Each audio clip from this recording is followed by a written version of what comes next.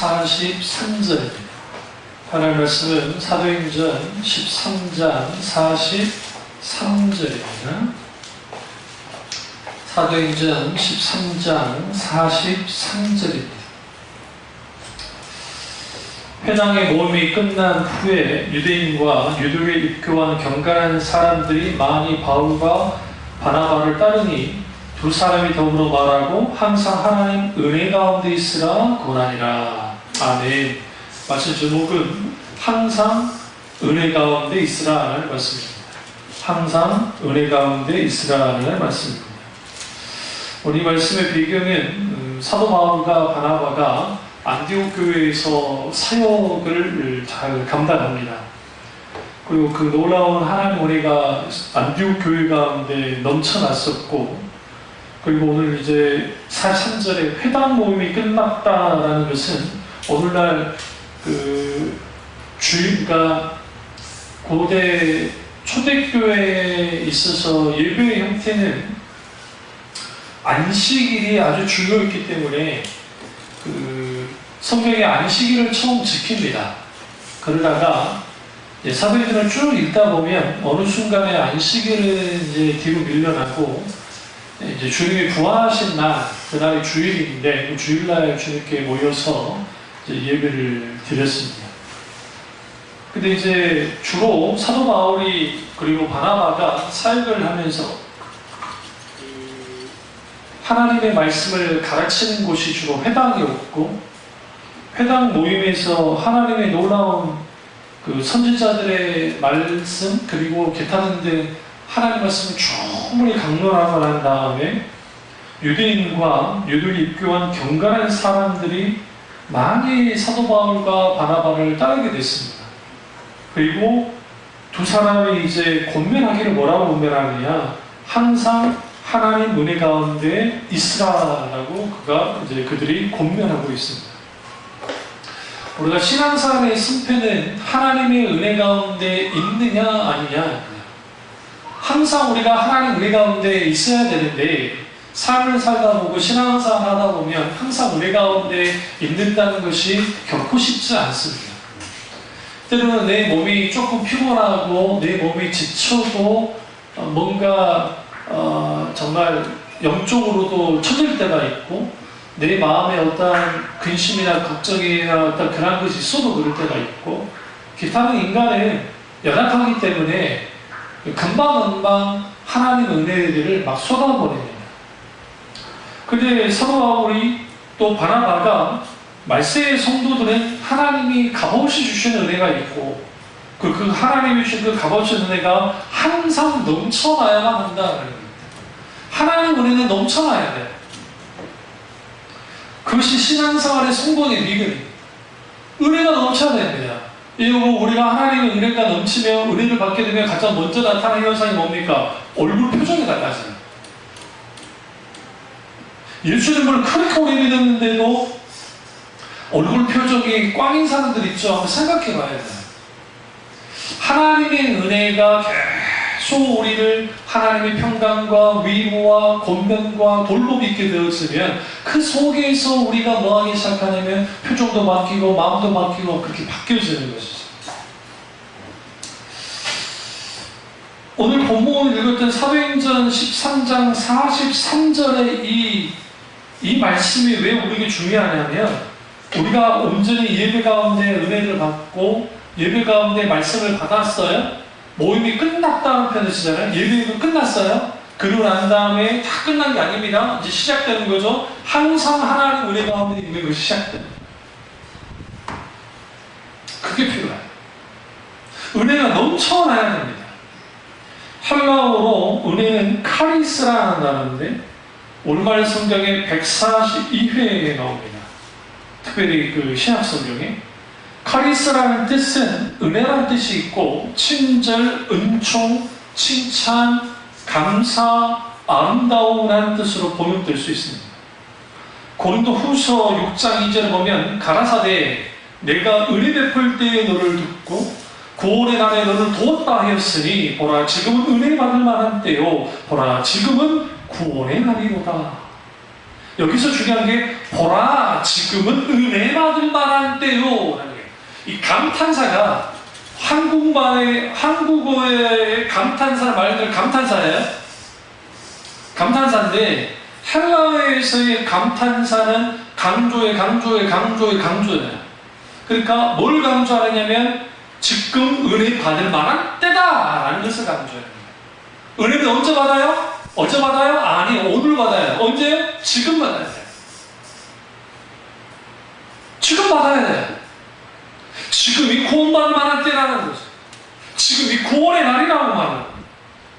그래서 받을 만한 때, 어떤 때 하나님의 은혜를 받을 만한 때, 그 은혜가 우리에게 필요하다는 거예요. 근데 이 은혜는 어떤 은혜냐? 좋은 은혜. 하나님이 주시는 그 놀라운 은혜예요. 그 놀라운 은혜를 받을 만한 것이 지금이다. 왜 그러냐? 성령께서 우리의 영혼에 지속적으로 은혜를 베푸세요. 근데 어떤 사람의 은혜를 베푸느냐? 하나님의 은혜를 구하는 사람이에요. 아버지, 내게 은혜 주십시오. 은혜를 풀어주세요. 그 하나님 은혜가 필요합니다. 하나님 은혜가 내게 넘쳐나야만 합니다. 오셔서 내게 은혜를 풀어주시옵소서. 몇 순간순간 기도하며 구해야 해요. 그 은혜라고 하는 이 단어는 영어로 기프트라고 되어 있어요. 기프트가 뭐예요? 선물이라는 뜻입니다. 그래서 이 기프트라는 이 은혜라고 하는 그 헬라어의 명사는 은사, 은혜, 은퇴, 은총이라고 쓰이는데 히브리어로 은혜를 뭐라고 하느냐? 라존 혹은 토부를 같이 사용합니다. 근데 주로 하나님의 은혜는 그 토부라는 단어를 써요. 토부라는 뜻이 뭐라 했죠? 좋다는 뜻이 굿, 좋다라는 뜻이에요. 그러니까 이 토부라는 또 하나의 의미는 선하다라는 뜻을 갖고 있습니다. 그러면 하나님이 인간을 창조할 때, 그리고 우주 만물을 창조하실 때 하나님 보시기에 좋았더라 할 때 좋았다라는 게 토부예요. 그러니까 그것이 단순히 하나님이 좋았다는 표현도 되지만 또 하나는 하나님의 은혜가 함께하는 겁니다. 인간을 창조하고 심히 좋았다라고 말씀하시죠. 심히 선하다, 심히 좋다는 의미도 있지만 또 하나는 하나님의 은혜. 그러니까 인간은 기본적으로 창조될 때에도 하나님의 은혜 안에서 창조됐어요. 그래서 은혜 아니면 우리는 살아갈 수가 없어요. 그래야만 해야. 그럼 우리 찬송가 우리 경배 찬양에도 은혜 아니면 살아갈 수가 없네, 그런 찬양이 있잖아요. 근데 우리는 은혜를 금방금방 쏟아버리는 거죠. 헬라어로 은혜는 카리스 혹은 카리스마라는 뜻이고, 그 헬라어고, 구약에서는 좋다, 선하다는 의미를 갖고 있습니다. 이 모든 뜻은 하나님이 거저주시는 선물이라는 뜻이에요. 그럼 왜 하나님이 은혜 주실까요? 첫째는 우리가 우리의 신앙을 유지하기 위해서 하나님 은혜를 주시고, 또 하나는 교회를 섬기도록 하기 위해서 하나님이 은혜를 주시는 겁니다. 그래서 은혜하면 딱 떠올라야 될 게 하나님의 호의적인 모든 선물, 그것이 은혜. 그래서 우리가 살아가면서 하나님 은혜 아닌 것이 하나도 없는 겁니다. 그런데 은혜는 그런데 은택이라는 표현은 히브리어로 계물인데 그 뜻은 보상적인 선물이에요. 뭔가 자격 있는 사람에게 주어지는 거예요. 그러나 은혜는 자격 없는 자에게 주는 거예요. 라존이라는 것이 히브리어 단어에 대해서 말했는데요. 그게 은총이라는 뜻인데, 오래날 뜻도 되지만 이게 하나님의 소원적인 선물입니다. 하나님께서 바라고 원해서 주시는 선물이에요. 대표적인 게 우리에게 큰 선물을 두 개를 주셨는데, 하나는 예수 그리스도를 주셨어요, 선물을. 두 번째는 구원을 주셨어요. 이게 엄청난 선물입니다. 그래서 여러분, 은혜의 전체적 의미는 토부에서 나타나는데, 그것은 뭐냐면 하나님의 뜻을 위하여 하나님이 값없이 주시는 선물이 은혜. 근데 그 은혜가 오늘 사도 바울과 바나바가 뭐라요? 항상 하나님 은혜 가운데 있으라는 거예요.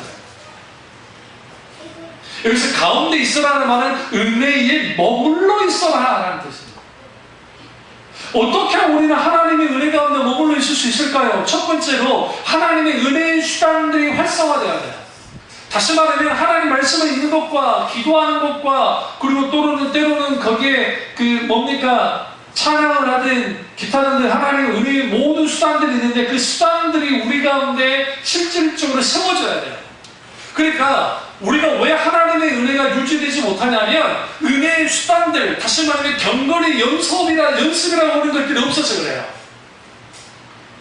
어떤 집회에 가서 은혜를 크게 받아요.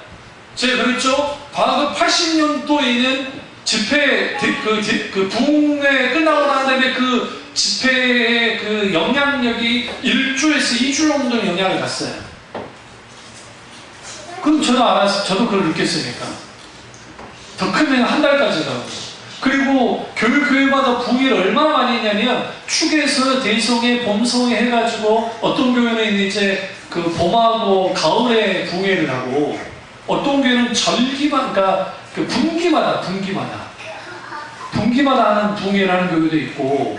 그러니까 그 부흥회 있을 때만 은혜를 받아야 사람들이 뜨거워집니다. 왜? 평상시 기도생활 안 했던 사람들이 기도생활하고 막 계속 말씀을 받고 찬양하고 하니까 마음의 문이 열리고 은혜를 받는 거죠. 은혜를 받는데 그게 유지되는 것이 일주일 혹은 한 2주 정도. 그러고 난 다음에 다시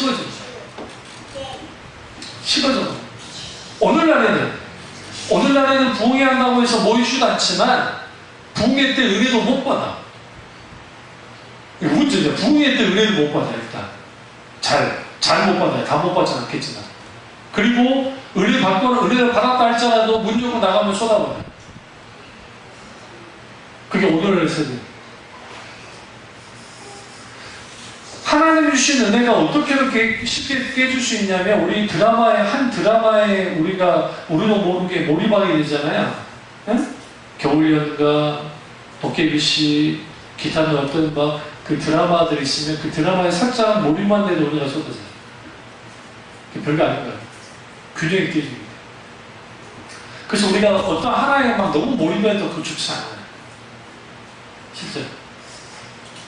그러니까 은혜의 수단들이 우리 가운데 활성화되지 않는 이상 하나님의 은혜가 우리 가운데 머물러 있는 것, 항상 하나님의 은혜 가운데 있는 것이 불가능해요. 그러니까 게으른 사람에게 하나님 은혜가 있다는 것은 불가능해요. 그럼 물어볼까요? 여러분이 만약에 수도원이고 여러분이 수녀예요. 응? 수녀요. 근데 수녀님들이 수도원 같은 데 계시잖아요. 제가 이제 EBS가 아니라 PBC에서 이제 평화방송에서 독일에 있는 그 수녀님들, 그 원장 수녀님하고 여러 수녀님들이 계시는 곳을 이제 한번 쭉 봤거든요. 그래서 이제 그분들의 생활이라는 것이 아침에 일찍 일어나서 새벽에 기도하고, 기도 전례를 하고, 그 다음에 또 식사를 하고, 그 다음에 노동도 하고, 그 다음에 또 기도 전례하고, 그렇게 하고, 그러면서 보내요. 그러니까, 하나님 찾는 시간이 참 많잖아요. 다른 것에 비해서. 그분들은 자식이 없으니까, 자식 뒷바라지 필요 없고, 남편 없으니까 뒷바라지 필요 없고, 더더군다나 그런 여자 수녀님들만 있는 수도원이기 때문에, 거기에 남자 신부님도 계시지 않아요. 그 수도 원장님이신 수녀님, 한 30명이 있는, 근데 건물 아주 크고 아주 아담하고 예뻐요. 그런데 그 수녀님들이 이제 인터뷰를 하는데, 거기에서 그 말을 하는 거예요. 이렇게 이제 하나님을 찾고, 이제 마리아님은 어쩌고 하면서 하지만, 때때로 계속적으로 있게 되는 잡념과, 그리고 그 나락으로 떨어지는 거예요. 그 외로움이 밀려오고, 무너진다는 거예요. 그리고 하나님의 은총이 우리 가운데 넘쳐나갈 것 같은 은총이 없으니까 이게 너무 힘들고, 촉박당하고, 뭔가 옥죄인 듯한 느낌이 있습니다. 라는 말들을 해요. 그러니까 우리 무슨 착각을 하냐면 우리가 기도원 같은 때 들어가가지고 막 기도만 하면은 막 은혜가 넘칠 것 같은데 바쁘게 살다가 기도원 한 일주일 동안 들어가면 그게 돼요. 그러나 이제 이게 삶이 되어지면 그게 살아야 돼. 계속 살아야 되면 쉽지 않는 거예요. 그러니까 아무리 은혜의 수단들이 있어도 우리 가운데 그게 세워줘도 뭔가 또 필요하다는 거예요. 근데 기본적으로 하나님의 은혜 안에 항상 머물러 있으면 은혜의 수단들이 정상적이래요. 적어도 기도 생활이라든지 말씀 생활이라든지 뭐 찬양이라든지 기타 그런 것들이 정상적인 것으로 실질적으로 이루어져야 돼요.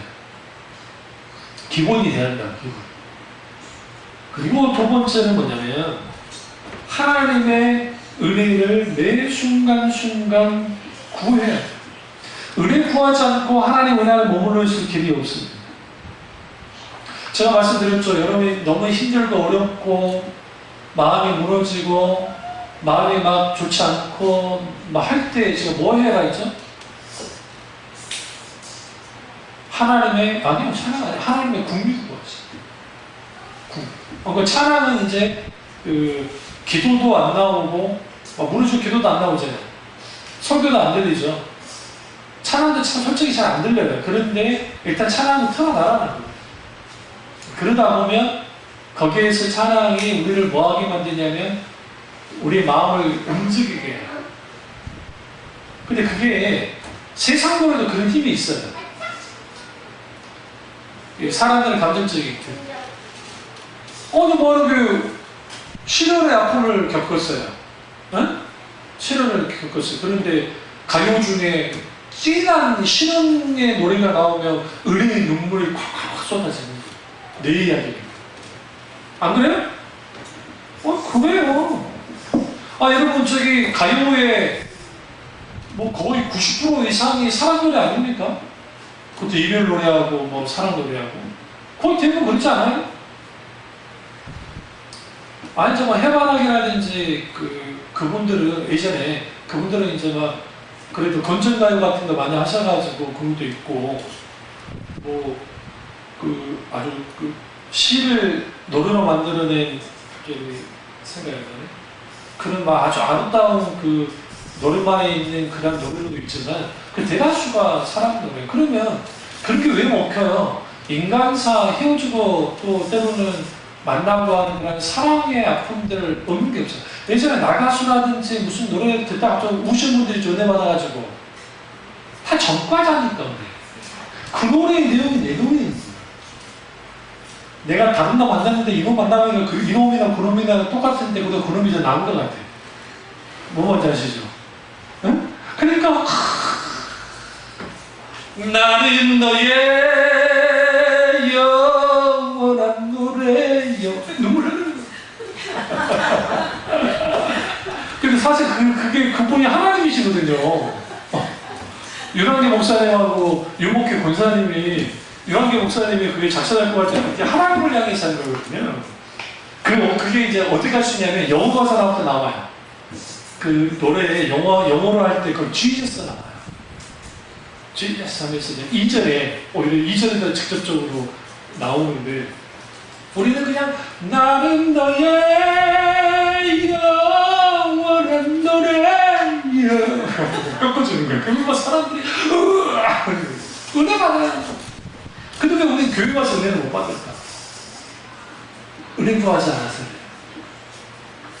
여러분 우리가 상처받고 힘들고 어려울 때 더 은혜 받기 쉬운 거 아세요? 오히려. 그래서 주님이 상황을 통렬한 마음으로 원한다고 했었어요. 그게 내가 죄 때문에 넘어지고 죄 때문에 상처받는다 할지라도 그게 아닌 상처를 받았다 할지라도 그 상처를 가지고 하나님 앞에 나오는 거예요. 그럼 주님을 찾는 거죠. 그 주님을 찾고 하나님 은혜 베풀어 주세요. 주님이 내게 긍휼 베풀어 주지 않으시면 제가 숨 쉴 수도 없고 주님 내가 살아갈 수도 없습니다. 우리는 눈 뜰 때마다 마치 습관적으로 하나님 은혜 베풀어 주세요. 하나님 내게 은혜가 필요합니다. 라고 우리는 늘 하나님 앞에 기도해야 됩니다. 그러지 않으면 하나님의 은혜가 우리 가운데 부어지지 않아요. 은혜라는 오해가 있는데 하나님의 은혜는 다회적이지 않습니다. 그 하나님 은혜는 영원토록 우리에게 미치는 겁니다. 그런데 오늘날 너무나 많은 사람들이 은혜를 심리적인 카타르시스, 그러니까 심리적인 작용이 은혜라고 착각하는 거예요. 그게 뭐냐면 감동받고 뭔가 막 노래 가운데 뭐가 되어져서 하는 거예요. 제가 이 찬양할 때 제가 막 감정 반응하지 않잖아요. 저 못해서 안 하는 게 아니에요. 제가 이래봐 그렇게 노래 못한 사람 아니에요. 저 제 자랑이 아니라 지금 이 순간 다 주세요. 마법처럼 막 수 있다. 근데 그거 하지 않는 이유가 뭐냐면 내가 하나님 앞에 찬양할 때에 내 목소리와 내 말하는 톤이랑 똑같아야 돼요. 그리고 내가 그분을 바라보면서 그분을 향한 신앙 고백을 해나가는 거예요. 이미지로 조장하지 않아요. 그러니까 여러분 간증을 세워가지고 막 사람들에게 그럴싸한 막 이야기를 하고 찬양도 우리 교회 찬양 가운데 그 이제 한날 뒤쪽에 좀 이제 그런 찬양들이 있지만 그걸 잘 부르진 않잖아 우리가. 그런데 그런 찬양 부르면 사람들이 가슴이 찢어질 수밖에 없어요. 그 대표적인 찬양 중 하나 이거잖아요. 지치고 상한 나의 마음을 주여 받아주소서. 내가 주께로 지금 가오니 버림받고 깨진 나의 마음을 주여 받아주소서. 오 주여 나를 인도하소서.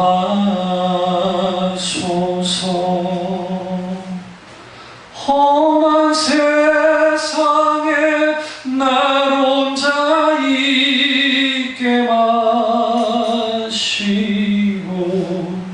오 주여 나를 인도하소서. 거친 비바람 불어올 때 나를 인도하소서. 오 주여 나를 인도하소서.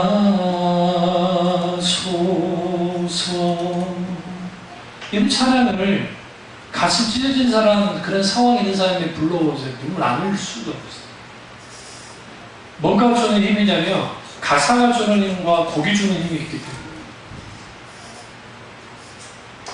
그러니까 그 자체가 나쁘다는 게 아닙니다.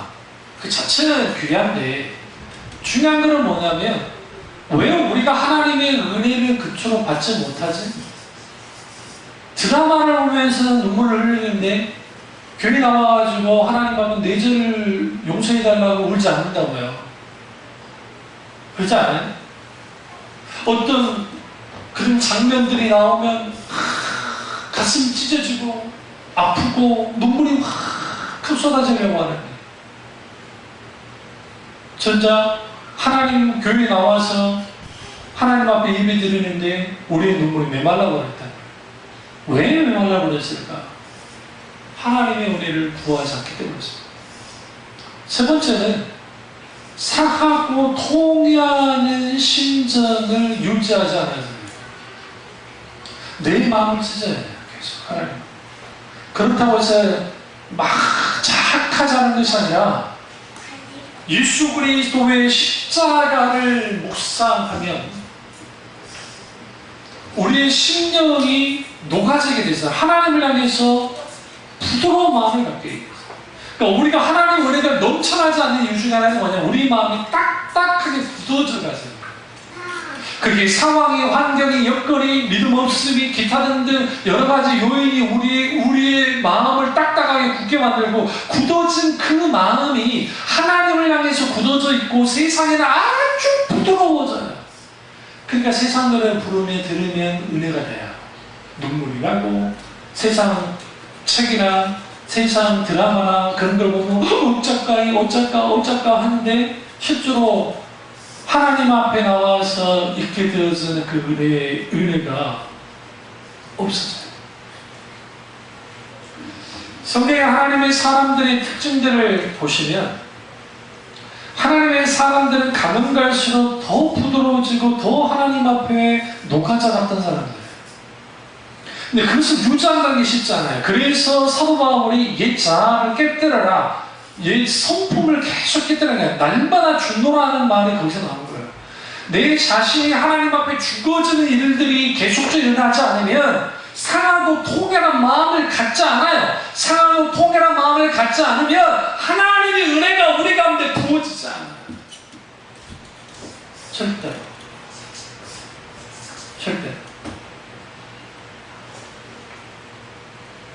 베토벤이 합창 교향곡을 쓸 때, 그때는 눈도 멀고 귀도 못하고 눈은 안 멀었고 귀가 다 멀었을 때예요.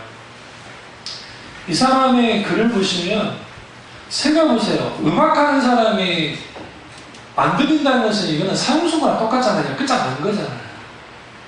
이 사람은 천재이기 때문에 머리에 악상이, 그러니까 머릿속에 그 악상이 떠오르면 그게 들리듯이 들려요. 그게 이제 천재의 특징인데, 합창교향곡을 그가 쓰죠.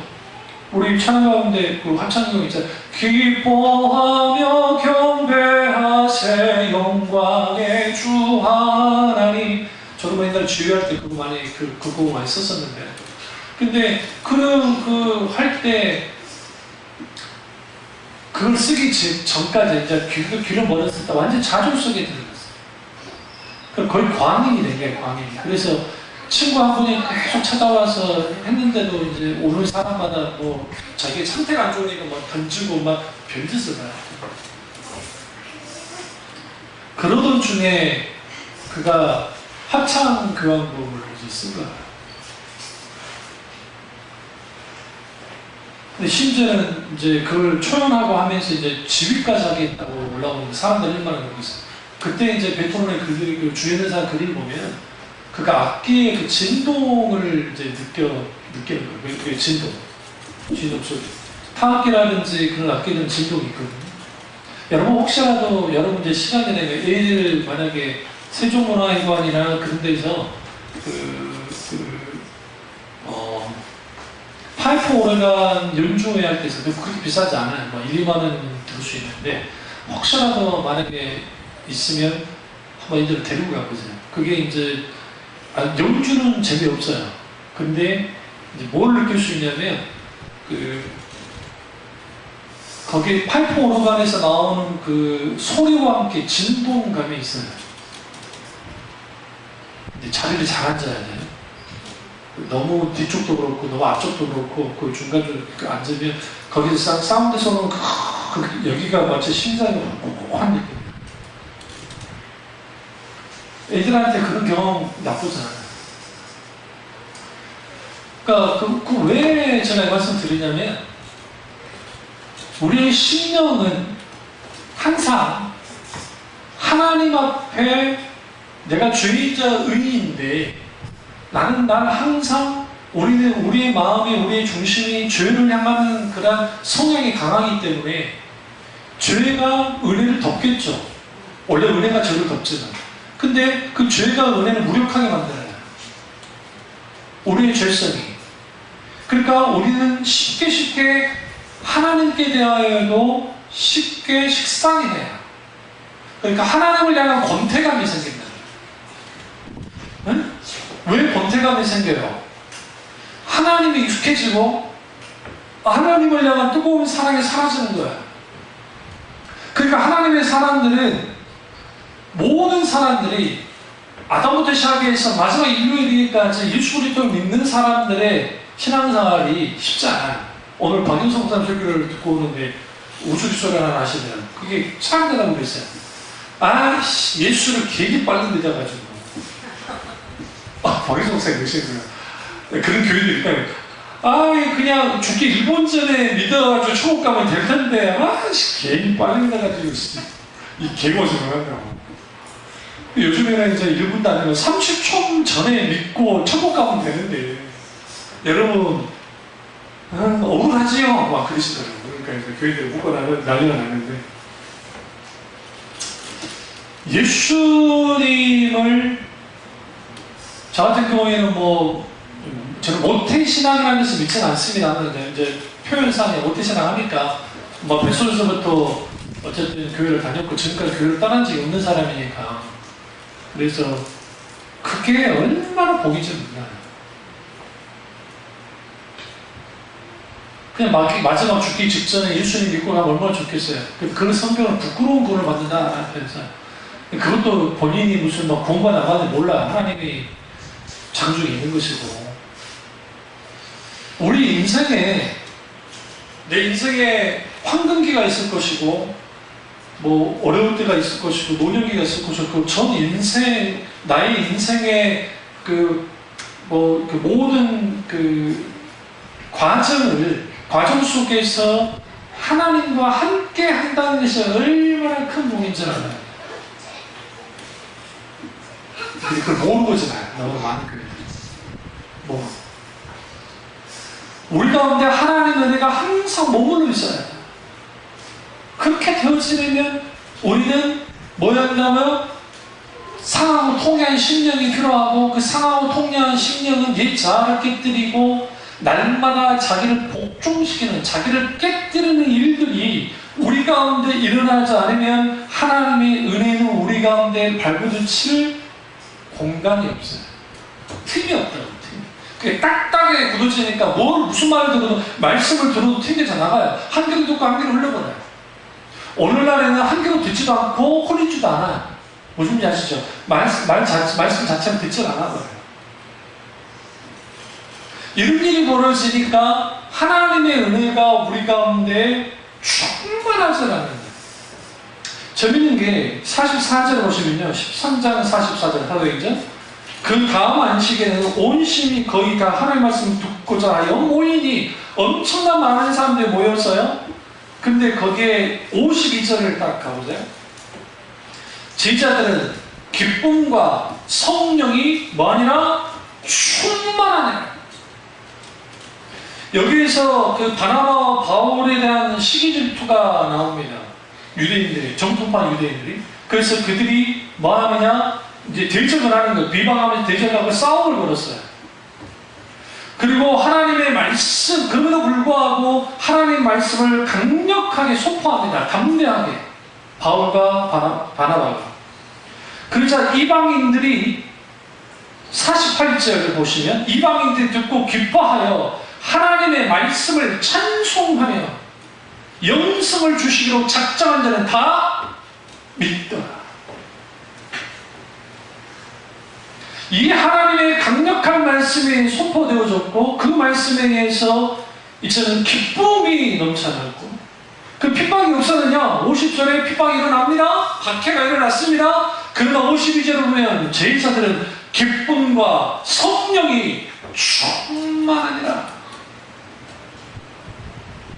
우리는 우리의 상황이, 우리의 환경이, 우리의 여건이 내게 은혜를 빼앗아갔다고 생각하면 그게 아니에요. 우리의 힘들고 어려운 상황과 여건과 그런 것들이 우리는 뭐가 돼야 돼요? 하나님 앞에 나아가서 나를 깨뜨리는 이 소스, 자원이 돼야 돼요. 속썩이지 않는 아들이 있는 건 좋겠지만 속썩이는 아들이 있어요. 내게 아픔 주는 부모가 있고 남편이 있고 누군가 있단 말이죠. 그것을 세상 사람들처럼 똑같이 그냥 내게 상처 주고 아픔 주고 고통 준다는 식으로만 가면 안 되고, 그것을 반드시 하나님 앞에 기도를 가지고 나아가서 내 심령이 거기서 깨뜨려지고, 내가 하나님의 은혜 가운데 들어가는 거예요. 여러분, 우리의 처지와 환경이 힘들고 어려운 상황에서 하나님 은혜가 부어지지 않는 사람이 그런 상황이 없어지면 그럼 달라집니까? 똑같아요. 상황만 없을 뿐이지. 하나님은 그런 식으로 우리를 인도하지 않아요. 그러시고 오늘 박해가 강력한 박해가 일어나기 시작했잖아요. 계속적으로 박해는 박해대로 있어요. 근데 하나님의 은혜는 은혜대로 있어요. 근데 중요한 건 뭐냐면 그 하나님의 은혜가 우리 가운데 부어지면 우리 가운데 뭐가 일어나요? 기쁨과 성령의 충만함이 있기 때문에 우리 가운데 담대함이 있고 넉넉히 이겨내기 시작해요. 힘들게 하는 그 경찰은 그 사람들이 있다고 난 들었는데 그 사람들이 뭘로 장악을 해야 되냐면 하나님 앞에 기도로 장악을 해야 돼요. 하나님 그들이 떠나지 않게 해주세요. 그게 아니에요. 하나님께서 이 모든 것을 간섭하셔서 내가 가르치는 내가 케어하는 아이들 속에서 하나님 어떤 불만이 일이 없도록 도와달라고 기도해야 되고 내게 지혜와 명철을 허락해달라야 되고 무엇보다 중요해서 이 모든 것을 감당할 만한 믿음을 달라고 계속 기도해요. 그리고 믿음을 앞서 상관한 걸 나아가기 시작하면 그런 상황이 벌어질 때 스트레스 받고 막 눌리고 하는 거 그게 차츰차츰 사라지기 시작해요. 왜 그러냐면 그 부분을 감당하기 시작해요. 더 놀라운 건 뭐냐면 그 아이들 하나하나를 놓고 하나님 앞에 기도하고 축복하고 계속 해보세요. 대륙 가나다로 속으로 할지라도 그렇게 하나님 앞에 하기 시작하면 그것이 바뀌어져요. 그러면 누가 하느냐? 환경의 지배자가 되는 거예요. 그러니까 예수 믿는 사람은 환경에 의해서 흔들리고 막 가는 사람이 아니고 환경의 지배자가 되어져서 이걸 뭐라 하냐? 환경 메이커라고 하는데 이 환경을 딱 주도하는 거예요. 상황을 주도해. 급박한 상황인도 환경인데도 불구하고 믿음의 사람 하나가 끼어들면 이 모든 것들이 누구에서 끌려나가요? 환경에서 끌려나가고 다른 사람에 끌려나가는 게 아니라 믿음의 사람에서 끌려나가기 시작하고 그걸 통해서 상황이 정리된다고. 환경이 정리되고 이게 오늘 사도 바울이나 바나바의 모습 속에 나타나고 이 외에도 하나님의 사람들 뭐 빌립 집사라든지 그 외에도 우리 최초에 순교자였던 스테반이라든지 그런 사람들을 통해서 강력한 하나님의 역사가 나타나기 시작합니다. 그런 사람들 한 집단 속에 들어가고 그런 사람들이 어느 곳에 있으면 바뀌어져요. 근데 그런 모든 것의 힘은 어디로부터 오느냐? 은혜예요. 우리가 하나님의 은혜가 계속적으로 공급되지 못하면 목사가 목사의 사역을 감당할 수 없을 뿐만 아니라 평신도의 사역을 감당하지 못해요. 우리가 하나님 앞에 나와서 예배드리는 것 자체가 쉽지 않게 되어지고 힘들고 어렵게 되어져요. 하나님의 은혜가 계속 좀 무너져요. 그러니까 사탄은 어떻게든 하나님의 사람들이 은혜 못 받게 만들어요. 근데 그것이 인위적으로 사람들을 끌어주려고 하니까 정말 그 노래라든지 뭐라든지 사람들 감동 주는 것으로 그런 찬양들 하면 누구도 은혜를 못 받게 돼요.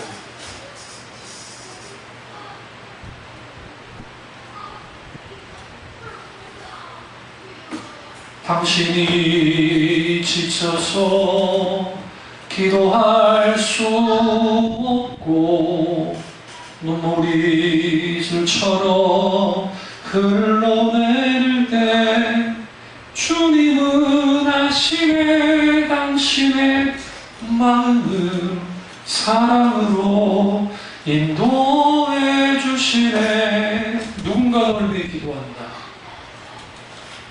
우리 그런 찬양만 들어도 은혜가 되죠. 왜? 목사가 기도하고 누구에서 기도하니까. 우리 연휴 소식은 저 건망증 환자가 예배 다 끝나고 마지막 날에 와가지고 탑치기도도 못했단 말이에요. 집에 가서 기도했어 나 혼자. 주여 뭘 할 수 없게 나도 건방이 있는데 지금 혼이 아파지고 간축 줘야 되는데 빠먹고 민준이를 딱 풀라 했더니 이미 없어. 그래서 안 풀어야 되는 거예요.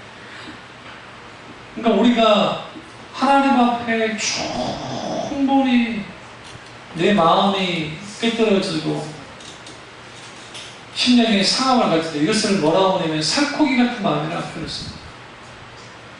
주님 앞에 그 마음을 유지해야 하나님 은혜가 부어져요. 왜 우리가 하나님 은혜가 중요하냐면 하나님 은혜가 부어지면 우리 속에 아버지의 마음이 부어져요. 하나님 마음. 하나님 마음. 우리 아들 녀석이 이번 계기를 통해서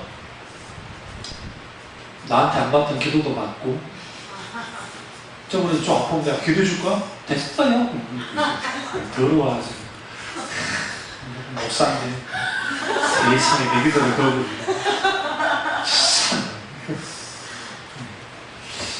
기도를 받고 저도 제 나름대로 진정을 가지죠.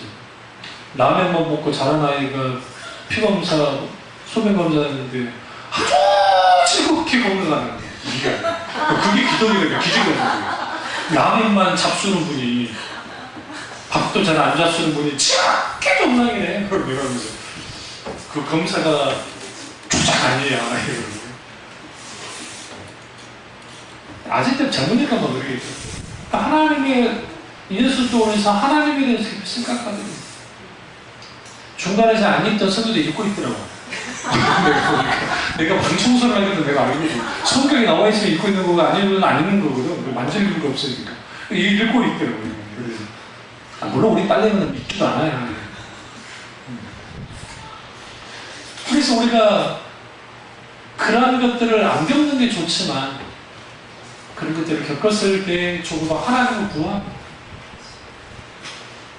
그래서 우리가 살면서 평온하고 어떤 일도 없고, 그러니까 여러분 그러잖아요. 옆에 가정들 딱 보면 막 아무 일도 없고 하는 것 같은데 여러분 그거 아세요? 40 넘으면 한 가지 질병들을 갖고 있어요. 집중 안 물어보잖아요. 야, 발전 아프다, 어디 아프다, 어디 아프다 그런 게 있다고. 없기는 뭐 실제로. 그리고 다 화목한 것 같죠? 사연 없는 집들이 없어요. 들다 보면. 근데 그 사연 없음이 세상 보기에는 불행인가 하고 그러는데 그 사연 없음이, 사연 있음이 오히려 그것을 하나님께 가지고 나가잖아요. 그러면 그것이 오히려 하나님의 은혜가 되어져요. 은혜의 통로가 된다고. 내가 어떤 고통을 많이 겪었던 사람이면 고통받는 사람이면 그 사람의 미우가 돼요. 그 사람 마음을 알기 때문에. 우리 어머니가 우리 장모님의 마음을 충분히 알잖아요. 왜? 우리 어머니가 과부 선배예요. 죄송한 말씀인데 연세도 한 살 많으시지만 우리 어머니는 37살인가 6살 때 과부가 됐거든요. 생각해보세요. 그 나이에 과부가 됐는데 그러면 그 나이에 애들을 키우는 게 쉽습니까? 그저 아들들, 어린애들을. 그러면 얼마나 무시하고 얼마나 별일이 다 있었겠어요. 그러니까 어떤 일이 있고 하면 그 마음을 충분히 알아요. 그러니까 누구보다 더 아파요. 말 그대로 이런 일을 저런 일 하면 그게 왜 그러냐?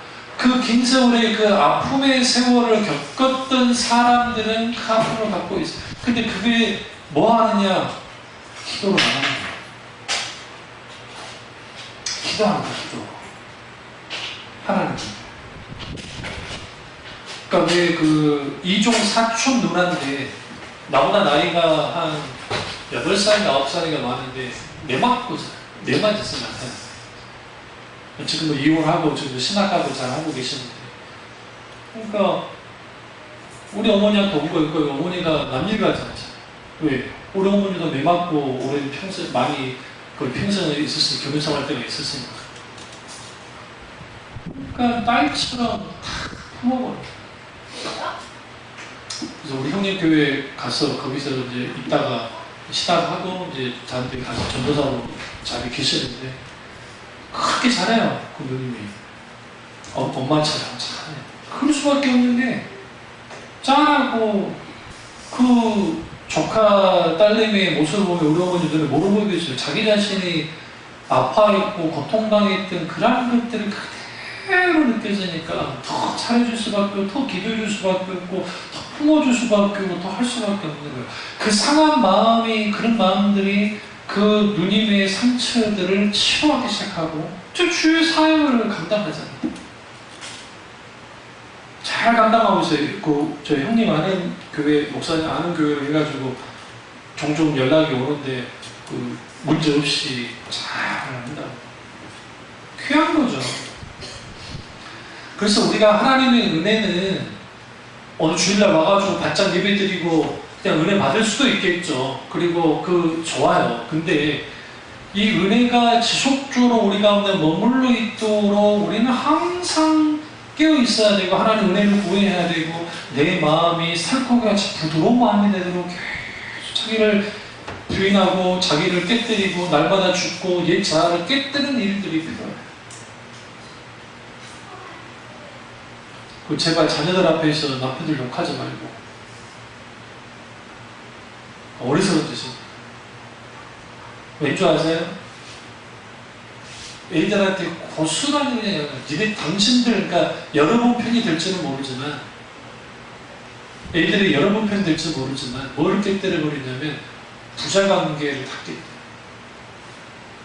내가 아셔야 돼요. 남자아이들은 나이가 들면 30 넘어가고 결혼하고 나면 아버지를 이해하기 시작해요. 제가 그랬었어요. 그 개 같은 아버지도 이해했다는 게 그분의 행동이 옳았다는 게 아니에요. 근데 왜 그랬는지는 알겠어요. 딸도 마찬가지예요. 딸도 엄마의 마음을 알아요. 그래서 시간이 지날수록 아들보다는 딸이 좋은 이유가 딸이 기피해요.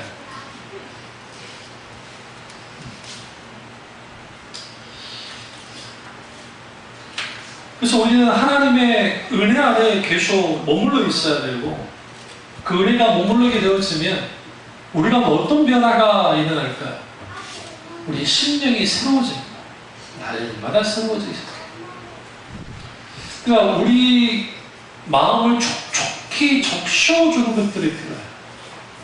그게 하나님 말씀이고 그게 찬양일 수 있고 기도일 수 있고 그러한 것들이 우리 가운데 계속적으로 이렇게 되어지면 그 하나님의 은혜가 우리 가운데 부어지고 이게 단순히 감정적으로만 부어지는 것이 아니라 하나님의 은혜의 관점은 여러 가지 관점이 있는데 은혜는 하나님의 값없는 호의가 은혜이고 첫 번째 정의고요. 두 번째 정의는 하나님의 도우시는 임재로 인해서 내가 그렇게 살아갈 수 없는데 살아가게 하는 하나님의 놀라우신 도우심의 힘의 능력이 은혜예요.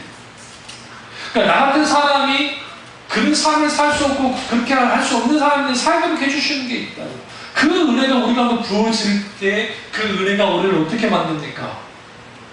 하나님이 원하시는 그런 삶을 살아가게 만듭니다. 여기서 조심해야 될 게 뭐냐면 두 가지를 주시는데 하나는 은혜를 가볍게 여기지 말아야 되고 다른 하나는 은혜를 공허한 것으로 만들어서는 안 됩니다. 말씀 가운데 이런 말씀이 있어요.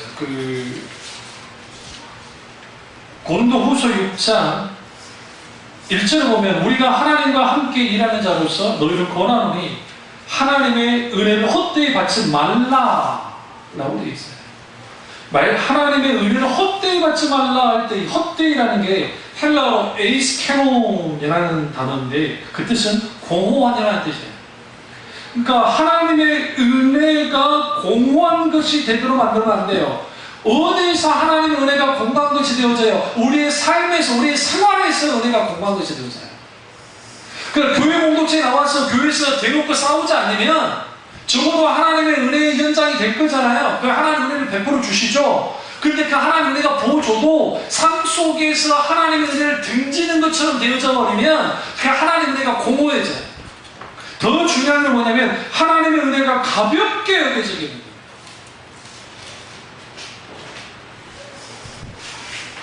결코 하나님의 은혜는 가볍지 않아요.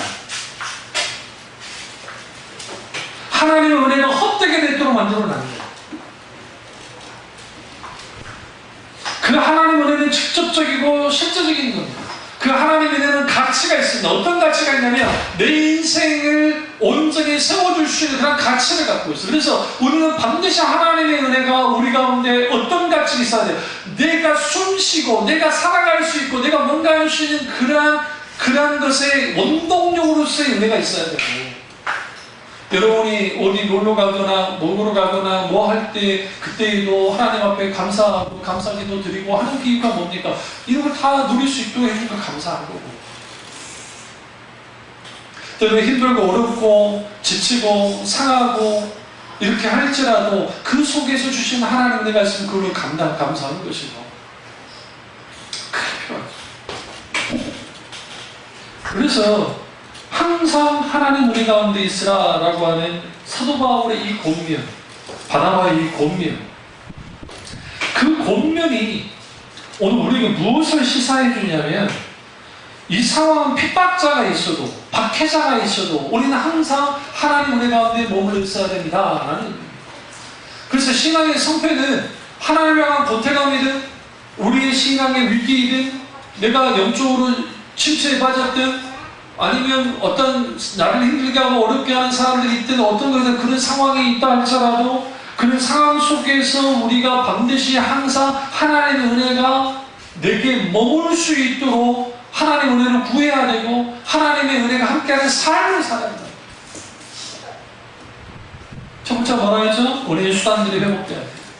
말씀을 듣는 거, 기도하는 거, 찬양을 듣고 찬양을 하는 거, 하나님의 말씀을 묵상하고 하는 이 모든 것들, 그다음에 예배가 살아야 돼요. 예배 외에 예배만큼 하나님의 은혜가 주어진 게 없기 때문에 그렇고, 그리고 우리는 그 은혜가 우리 가운데 머물러 있을 수 있도록 내가 뭐 해야 돼요? 항상 주님 안에서 날마다 자기를 깨뜨리는, 자기를 죽이는 것들을 필요합니다. 그래야 거기부터 뭐가 돼야?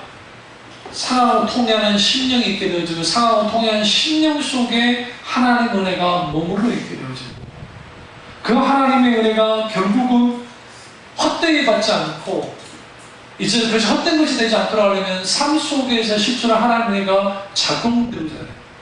대표적인 것이 뭐냐? 우리 입술을, 우리 입에 복록을 누려야 돼요. 우리도 모르게 우리는 우리의 말을 통해서 쏟아버린 늘 대부분이 뭘로 쏟아요? 말을 통해서 쏟아요. 대부분이 말을 통해서. 그래서 우리는 적어도 하나님 앞에 감사와, 그리고 하나님이 내게 나를 향한 아버지 뜻들이 우리 하나님 앞에 부어지면 마음껏 하나님 앞에 고백하십시오. 그 틈새 하나 속에서 하나님 은혜가 부어질 때가 있고, 어쩔 때는요 CTS나 CBS한 어떤 부분만 받으면서 은혜가 확 쏟아질 때가 있고, 때로는 말씀을 묵상하다가, 아니면 기타 공부, 그 여러 부분 속에서 하나님 은혜가 부어질 때가 있어요. 그 은혜가 우리를 회복시키고 그 은혜가 우리를 살립니다. 하나님의 은혜 안에 항상 머물러 있는 참배적으로 교우들 되시기를 주님의 이름으로 축원합니다. 기도하겠습니다. 기도하실 때 주님